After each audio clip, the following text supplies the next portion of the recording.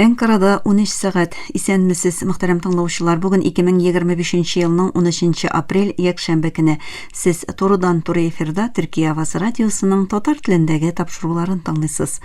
Безнең программа 16 метрлы кыска дулкынның 17615 кГц яшьлегеннән 42 дәрәҗә көнчыгыш юнәлешендәге Түрксат 3А һәм Түрксат 4А иярченнәре белән 3 тапкыр www.trtdinla.com интернет адресы аша һәм кесә телефоннарының TRT Dinle тыңла кушымтасыннан Вот-Ис радио каналыннан тапшырыла.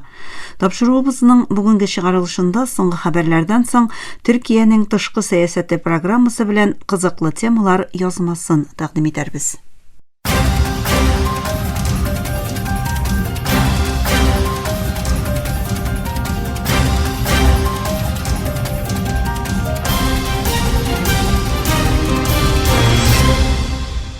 Соңгы хәбәрләр. Израиль гаскәрләре камау астындагы Газаның үзәгендә урнашкан Әл-Әхли Баптист хастаханәсенә һава һөҗүме оештырды. Һөҗүмдә хастаханәнең ашыгыч ярдәм һәм авыруларны кабул итү бинасы 2 ракетаның килеп төшү нәтиҗәсендә тулысынча җимерелде. Газа медиа офисы белдергәнчә, Израиль йөзләрчә авыру һәм сәламәтлек саклау хезмәткәрләре булган хастаханәне бомбалап, тагын бер куркыныч җинаять эшләде. Шул ук вакытта Хамас югары дәрәҗәле вәкаләтле Халил Әл-Хайя җитәкчелегендәге делегацияның Каһирәгә китүен, камау астындагы Газдәгә карата Израиль һөҗүмнәрен туктатуга кагылышлы килешүгә ирешү максатында Мисыр һәм Катар арадашчылары белән очрашулар үткәрәчәген белдерде. Фәлестин каршылык күрсәтү төркеме Катар һәм Мисыр арадашчылары белән сөйләшүләр һәм дәвамлы күзәтү утырышлары үткәреләчәген, бу барышның килешүгә ирешү һәм сионист агрессияны туктату тырышлыкларының бер өлеше булуын җиткерде.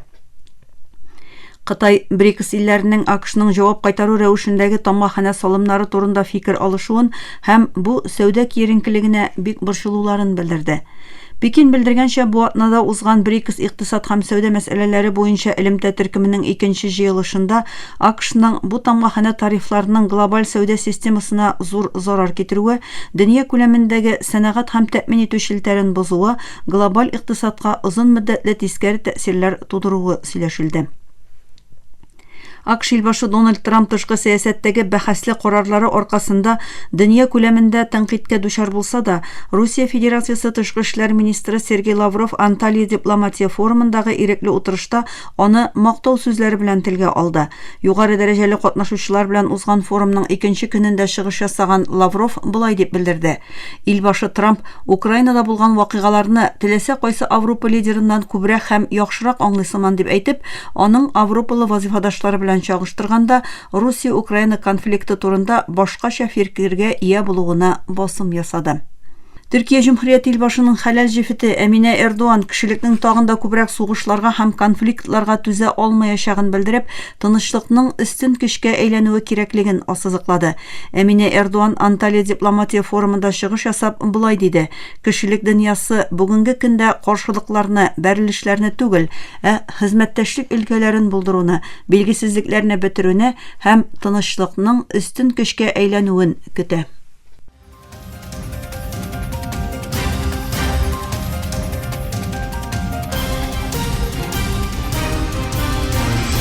Төркия авазы дулкыннарында соңгы хәбәрләр тыңлыйсыз.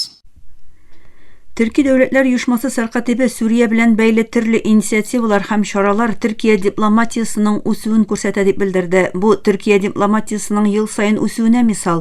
Төркия дипломатиясе моның кебек диалоглар һәм башка ике яклы һәм күп яклы эшчәнлек аша региональ генә түгел, глобаль дәрәҗәдә дә күп уңышларга иреште дип әйтте Кубанышбек Өмрәлиев Анталия дипломатия форумында.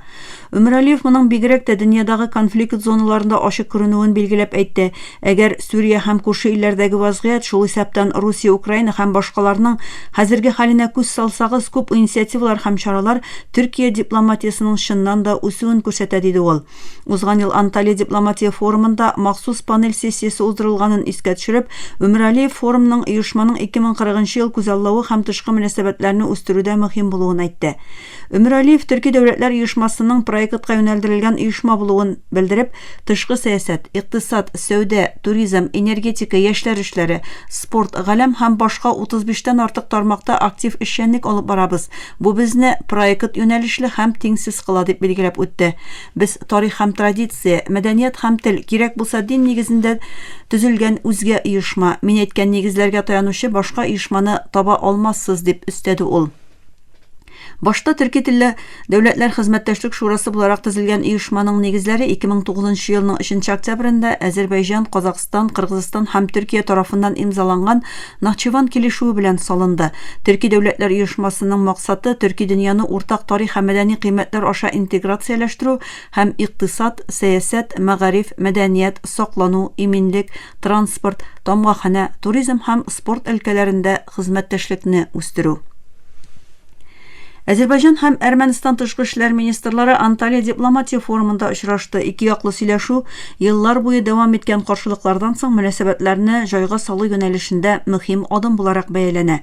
Азәрбайҗан тышкы эшләр министрлыгы шимбә көнне ясаган белдерүендә булай диде: яклар Азәрбайҗан һәм Әрмәнстан арасында тынычлык һәм дәүләтләр арасында мөнәсәбәтләр урнаштыруга кагылышлы килешү тексты тәмамланганнан соң җайга салу процессының хәзерге торышын тикшерде. Шулай ук белдерүдә министрларның диалогны дәвам иттерүдә катгыйлыклары да ассызыкланды. Анталия дипломатия форумында чыгыш ясаган Бәйрәмов Азәрбайҗан белән Әрмәнстан арасында тарихи җайга салу барышының 2020 елда булган Карабах сугышыннан соң башлануын искә төшерде. Узган айда 2 ел солых килешүенең тексты турында килешүгә иреште. Анталия дипломатия форумы үткәргән Төркия Азәрбайҗанның Әрмәнстан белән мөнәсәбәтләрне җайга салу омтылышларын күптән яклый.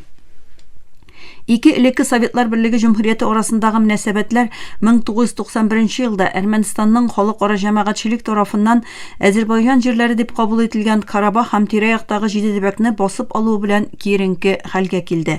Бу җирләрнең зур өлеше 2020 елның көзендә 44 көн дәвам иткән сугыш нәтиҗәсендә Азәрбайҗан тарафыннан кире кайтарылды.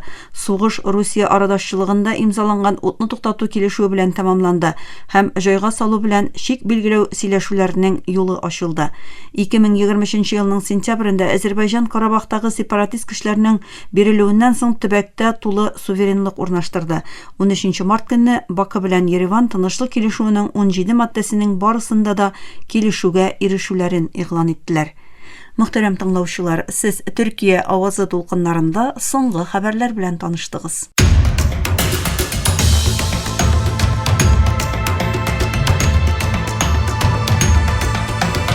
Кырык телдә дөнья хәбәрләре trtworld.com адресында.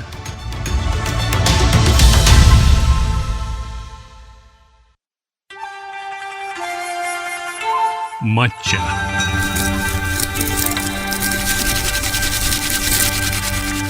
Сез матчаның жан атары булмасагыз да, яки аны бер кайшанда татып караган булмасагыз да, мөгаен аның турында ишеткәнсездер.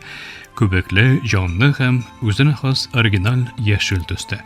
Кайсы бер кешеләр өчен ул сәламәт яшәүнең нигезе, башкалар өчен тәме бәлки үлән кебек тоела торгандыр. Япониянең рухи гырыф-гадәтләрендә тирән тамырлары булган бу яшел чәй порошогы сәламәтлек, люкс һәм социаль медианың соңгы зарур булган әйберләрнең символына әйләнде. Бүген без моның ике ягында карап чыгарбыз. Матча изге һәм тантаналы нәрсәдән глобаль сәламәтлек шөгыльдә ничек әйләндесең. Күп гасырлык гамәлләр, заманча тенденцияләр белән кара-каршы килгән чакта нәрсә булачак? Матчаның сәяхәте Кытайда Таң династиясе чорында 618 елдан 907 елга кадәр башланды. Ләкин матча Япониядә чәй мәдәниятенең нигез ташына әйләнде. Матчаны беренче тапкыр Кытайда укыган чакта яшел чәй белән танышкан буддист монахлары таныштырды. Алар чәй орлыкларын Япониягә китерделәр һәм шунда чәй яфракларын вак унга әйләндерү усулын камилләштерделәр. Бу матча булды. Гадәти яшел чәйдән аермалы буларак, яфраклары пешерелеп ташланган яшел чәйдән үзгә буларак матча бөтен яфракны кулланырга мөмкинчелек бирә, аның азык кыйммәтен арттыра.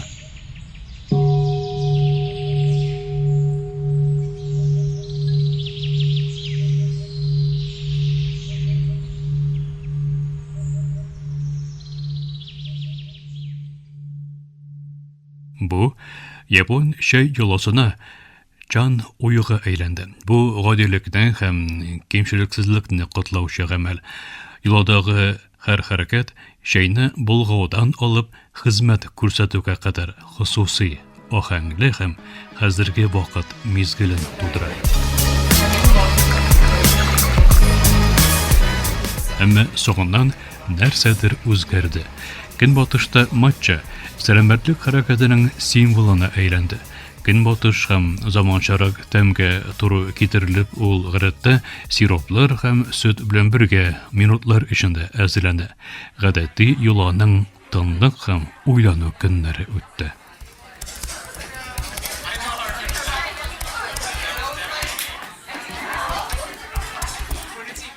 Матча латте күп эш башкарганда эчелә. Instagram'ны караган чакта, дуслар белән сөйләшкәндә яки электрон почта хатларына җавап биргәндә. Әйдәгез бер мизгелгә тавышсыз япон чәй бүлмәсенә әйләнеп кайтыйк. Үзегезне татами ястыгында тезләнгән тирә ягыгыз тып-тын тыныч итеп күз алдына китерегез. Йорт хуҗасы Жасаку дип аталучы нечкә бамбук кашык белән матчаны ихтибарлы итеп үлчи. Чәй савытына кайнар су салына һәм катнашма аткан чәчәккә охшаган нечкә бамбук булгавыч белән булганы. Процесс төгәл һәм хусусый, бер ишемлек кенә түгел, күбекле, бай чәй ясый. Бу уртак изге тәкъдим. Һәр йотым уйлау, туктап тору мизгеле.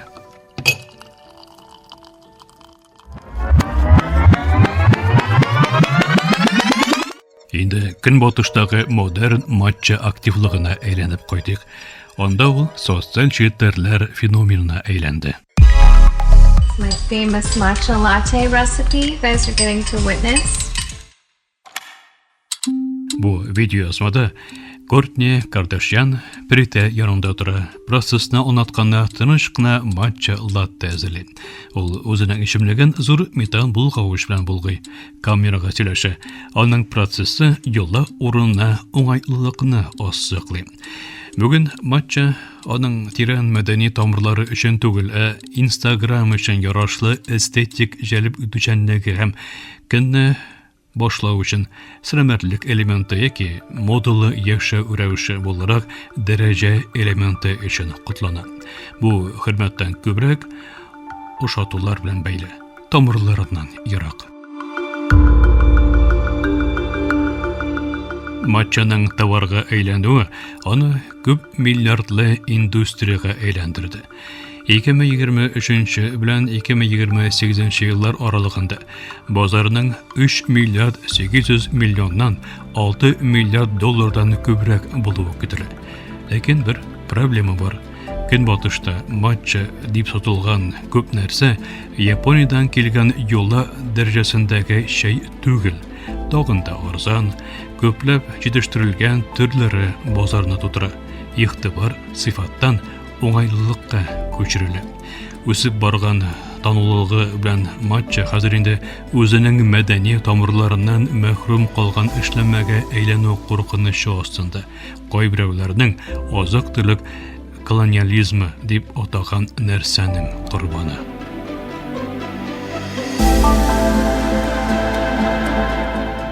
Гасырлар буе матчаны тәкъдим итү хөрмәт һәм бәйләнеш символы иде.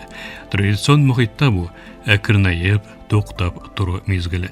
Бүген еш кына ашыгыш рәвештә кулланыла. Аның мәгънәсе хаштеглар һәм инфлюенсер рөхсәтләре белән өретелә.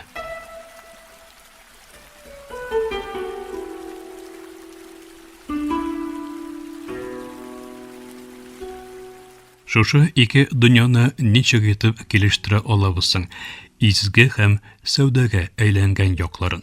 Кайбер чәй брендлары кулланучыларга аның килеп чыгышы турында белем бирү аша матчаның бөтенлеген саклап калырга тырыша.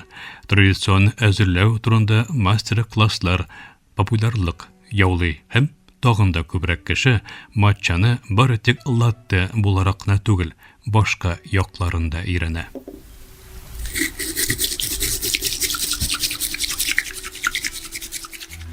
Әгәр сезгә бер көнне бу шәйне эшәргә туры килсә, бер мизгелгә генә туктап торып, аның тарихына һәм гырыф-гадәтенә ничек хөрмәт күрсәтә алуыгыз турында уйлагыз.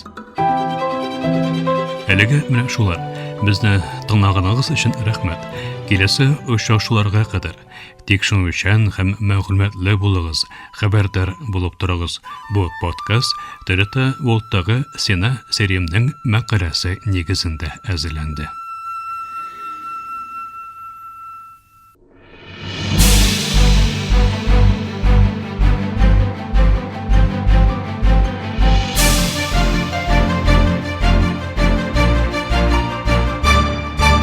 Эфирдә Төркия авазы.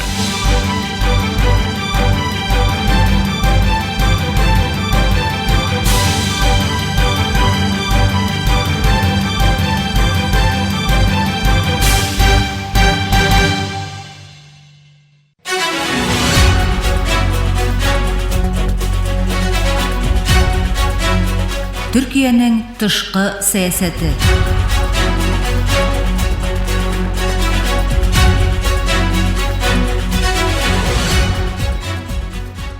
Төркиянең тышкы сәясәте тапшыру тезмәбезнең бу бүлемендә НАТО җыелышы, Сүрия киеренкелеге, Украинада тынычлык юлларын эзләү һәм Төркиянең бу мәсьәләләрдәге эшчәнлекләре турында сүз барачак. Халыкара мөнәсәбәтләр белгече Җәмил Дугач Ипәкнең бу хакта әзерләгән язмасын тәкъдим итәбез.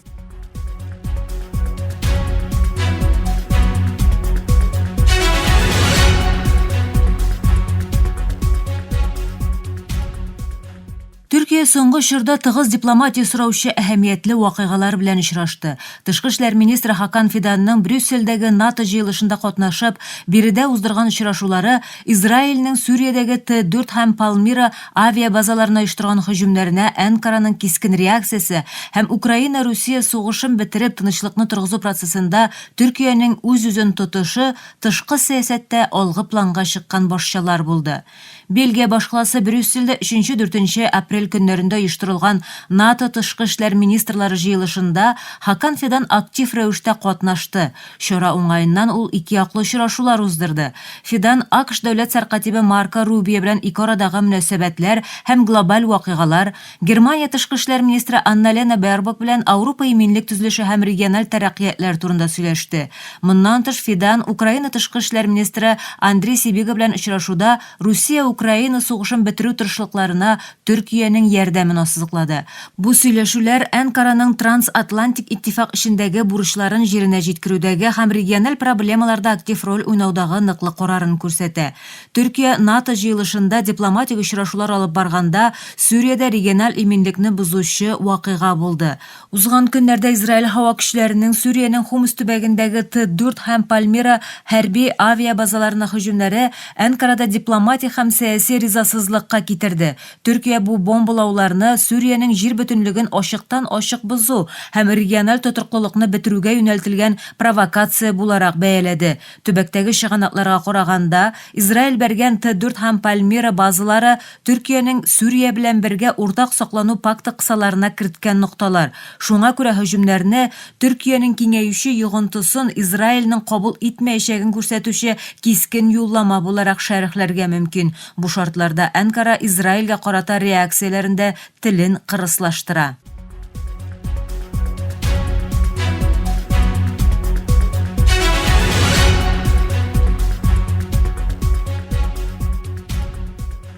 Глобаль кайтавазы дәвам итүче Украина-Русия сугышында соңгы чорда күренгән тынычлык өметләре Төркиянең тышкы сәясәт көн тәртибенең тагын бер игътибар үзәге. НАТО җыелышында да төп матдәләрнең берсе булган Украина сугышы Анкараның актив арадашчылык тырышлыклары белән телгә алына. Төркиянең сугышны төгәлләү өчен АКШның тынычлык керешүләрен көчле рәвештә яклавын күрәбез. Анкара ике ил арасында килешүгә баруның җиңел булмаячагын, шулай да моның үлем һәм җимерелүләрдән яхшырак булуын уйлый. Ул сугышның кабат көчәюен булдырмау өчен бәрелешләрне шикләүче иминлек төзүнең әһәмиятен алга сөрә. Төркия Мәскәү белән дә, Киев белән дә якын мөнәсәбәтләргә ия булуы сәбәпле тынычлык процессындагы урыны аерым. Русия 2022 елда башлаган күләмле басып алулардан бирле Анкара Украинаның җир бөтенлеген яклады. Шул ук вакытта Мәскәүгә карата кертелгән санкцияләрдә катнашмыйча яклар белән диалогын дәвам итте. Бу баланс сәясәте нәтиҗәсендә Төркия 2022 елдагы тәүге тынычлык сөйләшүләрен үзендә үткәрә алды. Моннан тыш ашлык килешү белән әсир алмашу шикелле әһәмиятле гуманитар дипломатия уңышларына иреште. Хәзер исә Анкара сөйләшүләргә кабат җан өрү өчен тырышлык куя. Ул Русия һәм Украинаны кабат турыдан-туры очрашуларга чакырды. Украина ягы НАТОның икенче зур армиясенә ия Төркияне иминлек гарантлары арасында күрергә теләүләрен ачык белдерде. Анкара исә тынычлыкны төзү өчен өлеш кертүне яклавын, тик мондый миссиянең нечкәлекләре әлегә тәгаенләшмәвен җиткерә. Бу сөйләшенгән килешү булмаганда конкрет йөкләмәләр алуның иртә икәнлегенә ишарәли.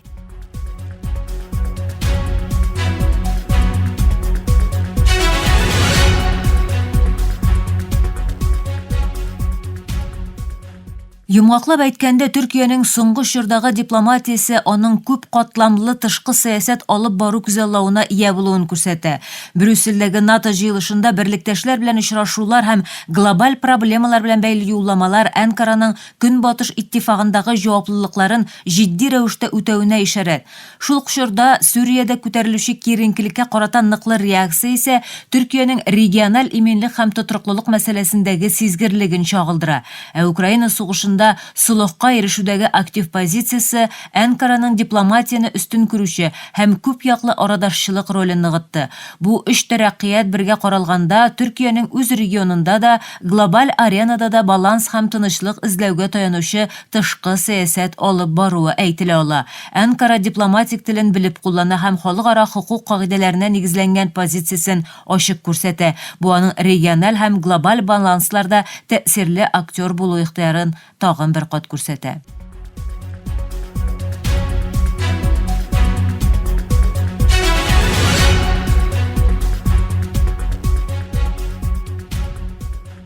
Мөхтәрәм тыңлаучылар, игътибарыгызга халыкара мөнәсәбәтләр белгече Җәмил Дагач Ипәкнең НАТО җыелышы, Сүрия киеренкелеге, Украинада тынычлык юлларын эзләү мәсьәләләрендә Төркиянең эшчәнлекләре турындагы язмасын тәкъдим иттек.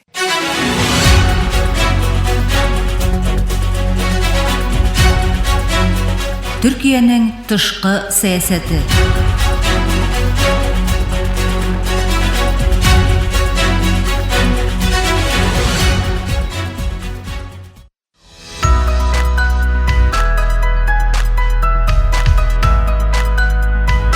TRT Төркия авазы дөньяның һәр почмагында тәүлек буе сезнең белән.